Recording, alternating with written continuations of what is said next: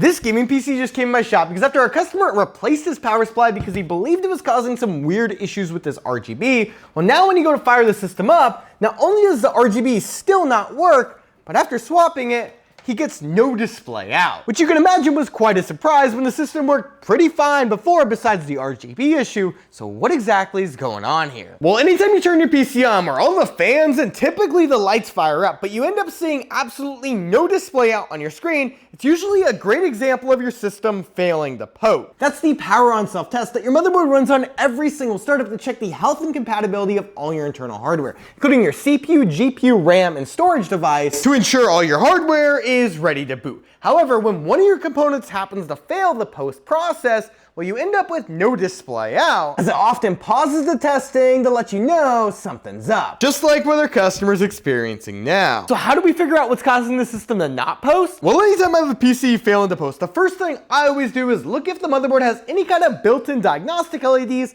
like these at the top right of the motherboard. They're typically in a set of 4 and they're often labeled CPU, DRAM, VGA, and boot, which just happen to be the 4 main components tested during the post process. Which makes sense because these LEDs are designed to cycle on startup during the post process as the motherboard runs a test on each individual component. So what ends up being helpful about these is that typically the LED that gets stuck or the last LED to light up is typically the component in question. And in our case, that's VGA, signifying an issue with this GPU. Which is definitely a little odd because this card did work previously before the power supply swap. And if you're thinking that has something to do with a lack of power because the customer did change the power supply, that is a good thought process because the GPU fail in the post process can be a result of insufficient power. But with all the cables nice and secure on the front side and also on the back side, most importantly the 12 volt 2x6 connector, it's pretty unlikely unless their customer had a dead on arrival unit, which can happen, but it's really rare. And I completely ruled that out by hooking up a known good testing spare where we still get no display out. Which tells us that the new power supply has absolutely nothing to do with it. Which is kind of weird, right? Because you would think the change would have something to do with the issue. So then what gives? Well, one of the first things you obviously see when you look at the system is the fact that the GPU is vertically mounted. And for me,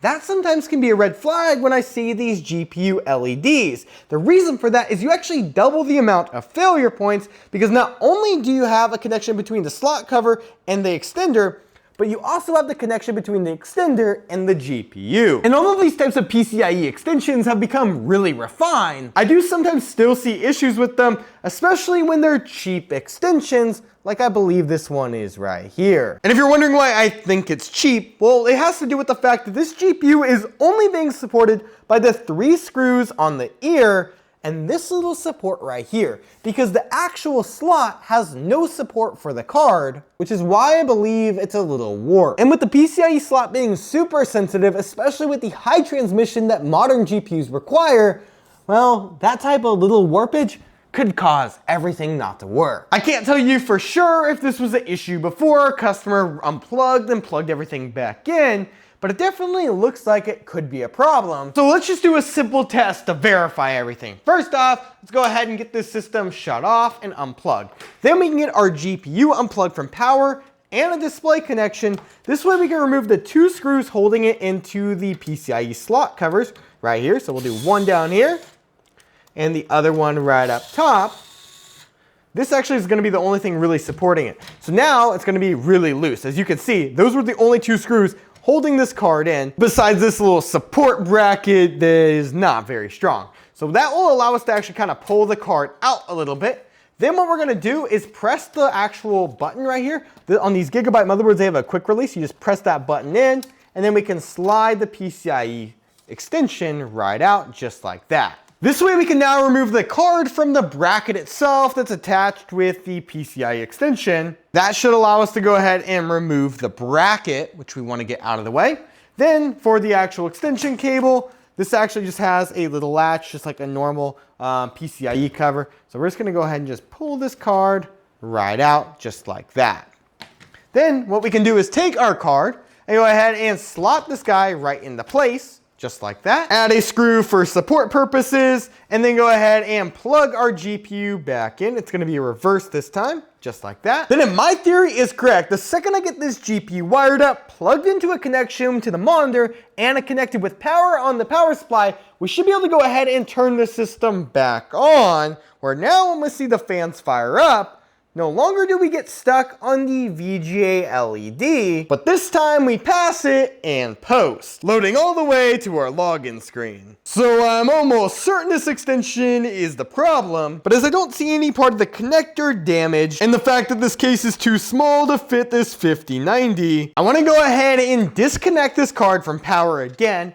Then I'm gonna go ahead and get it unscrewed from the ear. This way, if we go ahead and release the card, we can connect this extender up on the GPU before we take the card and get it connected back up with the PCI riser onto the motherboard, so we can slot our GPU back into place and add this little janky support just to keep it up from falling. Then if we just plug in our 12 2x6 connector, I know it's on the front side and it looks ugly, it will definitely get the job done to verify the problem. So let's go ahead and get the system fired back up, where we'll see we're stuck on the VGA LED once again with no display out, proving my theory that this extension is at fault. I can't tell you exactly why it failed, but if I had a theory, anytime you're unplugging or plugging things into your system, it's very easy to accidentally knock or hit one of these extensions, especially when they're not properly mounted or have any kind of support. These ones are designed to actually be screwed into the bottom of the case, which obviously this one isn't. That's why there's a bunch of screw holes on the top of it.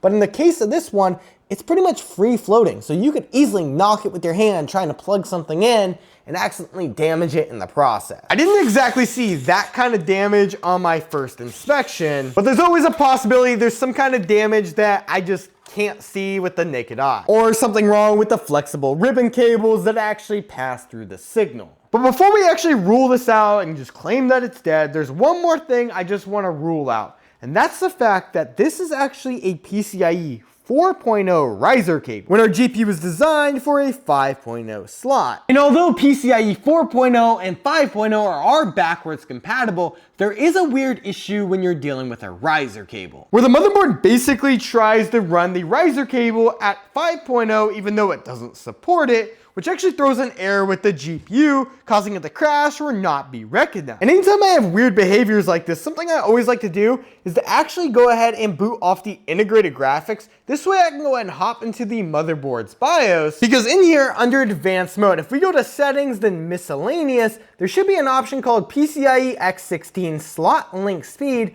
which is set to auto, which basically means that the motherboard gets to decide what speed it wants to run at. But we're gonna force it right now to run at Gen 4 real quick to match the riser cable extension. So let's test that out by first slotting in the riser cable before slotting the GPU in, before we mount the GPU up. And of course, get it plugged in to both power as well as a connection to our monitor. This way, if we try to turn the system on, we should see all the fans fire up. But this time we can check if our riser was actually the problem all along, or if it was just some kind of configuration issue with the motherboard, just like before, but after 5 minutes later being stuck on the same VGA LED and no display out, looks like that riser cable is bad after all. So let's pull this GPU and riser cable out once and for all, so we can get this old one swapped out for a replacement. And this is actually a lot higher of a quality riser cable as well. This one's from Thermaltake. Definitely a much better riser here, which will definitely be a lot better for our GPU. So let's go ahead and slot our GPU in first on this side, lock it into place with this little tab, then plug in the extension to the motherboard just like we did before. So we're gonna go ahead and slot that in, nice and good. Then we'll slide our GPU in with its bracket. We're gonna be using the same one as we used before. The reason I didn't actually swap this out was I tried a different model, but ended up having some problems with it because I noticed that on any other model that you happen to use, they're actually too large for this case. This case has a weird issue where it has to be pretty slim just because of the thickness of this case is really small because they pushed the motherboard tray so far forward. That's the reason we couldn't just horizontally mount this card, and we had to get a replacement cable and support it in the way that our customer did previously with the little support bracket, which we can get installed right under this fan right here, sitting just perfectly to keep this card nice and straight at all times before we finally plug in power. This way, if we go ahead and hook up a signal to our GPU, we're gonna go ahead and use just our HDMI cable. So with the GPU now wired up, it's time to go ahead and get this system fired up, where we'll see all the fans turn on just like normal and how they were before when we had the vertically GPU previously mounted. But now with our old riser cable out, we should see that instead of getting stuck on the VGA LED, we move past the boot LED and post, meaning this riser cable was the problem. But even though that we're booting into Windows, that doesn't mean that was the only problem, because again, our customer still has no RGB, which is why he changed his power supply in the first place. So what gives? And if you're thinking that the system just wasn't wired right, well, that's not the case. The RGB is wired correctly, and I did try just plugging in a single fan at a time. Nothing works at all, with the exact same behavior happening with the two on the bottom as well, which means no RGB is being sent from the board whatsoever. That, combined with the fact that the CPU LED or diagnostic LED never turns off, even though it's absolutely supposed to once you finish the post process, along with the fact that the LEDs are enabled in the BIOS. If we check under settings, we should see under miscellaneous, LEDs on system power state on. This is definitely concerning, but when I noticed that this was a Gigabyte motherboard, even though this is enabled, I actually had a suspicion it may be a known issue, but it's been occurring quite often with these motherboards where they won't recognize the LED strips because of some kind of motherboard firmware bug. And although most firmware issues, especially with like RGB controllers, typically get updated in the BIOS, that's not the case here because we're actually on the latest version already. That's because Gigabyte, instead of rolling it out through a normal BIOS update, actually put it under their utility section where there's a Gigabyte, it's their IT5711 RGB lighting controller firmware upgrade package that was rolled out in January of this year. This one is supposed to fix this issue, so let's go ahead and download it, open it up, and extract the contents. This way we can go ahead and open that up and look for the actual application file to go ahead and double click that, click yes, and this should go ahead and allow us to flash the BIOS, or flash rather the firmware for the RGB controller built onto the motherboard. That should take care of the issue for our customer. And wouldn't you look at that, if we just actually move over a little bit, all the RGB just turned on as soon as the flash completed, taking care of that issue. It's definitely an odd bug with the motherboard, but we'll also see now the diagnostic LEDs also properly cycle, which is kind of weird. That actually gets stuck when the other RGB devices don't work. But anyways, it is a known issue, and I'm glad there is a fix out there for it, which we are fortunately able to install to get all the RGB working, as well as figure out why that diagnostic LED would never turn off for the CPU.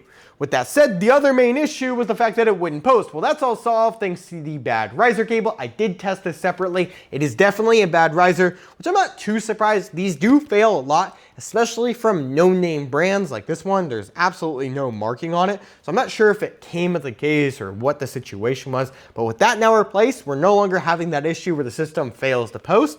And in the case of the RGB issue, it definitely was not caused by a faulty power supply. I think this guy is probably perfectly fine because, like I said, it was just a firmware bug, and then the posting issue was separate that our customer didn't really want to handle himself. So in this case, I'd say with this power supply, honestly, I would put it back in the system rather than going through the process of, keeping this one and just return the new one. Or if this is actually a pretty new system, which kind of looks like it with a 5090 and a 9950 X3D, I would just return this one that was, he bought previously. Shouldn't be a big deal.